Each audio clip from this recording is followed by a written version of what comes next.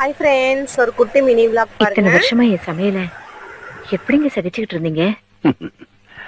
வாய்க்கு ருசியா சாப்பிடணும்னா சமயக்காரியே போதுமே. சம்சாரம் எதுக்கு? அழும்போது ஆறுதல் சொல்ற அம்மாவா, கஷ்டப்படும் போது அறிவுரை சொல்ற அமைச்சரா, சந்தோஷத்தை பங்கெடுத்துக்கிறதுல சிநேகிதியா, சாதிக்கும் போது பெருமைப்படுற மகளா இருக்கணும். அதான் பொண்டாட்டி. இது எல்லாமே நீ எனக்கு இருக்க, அது போது எனக்கு.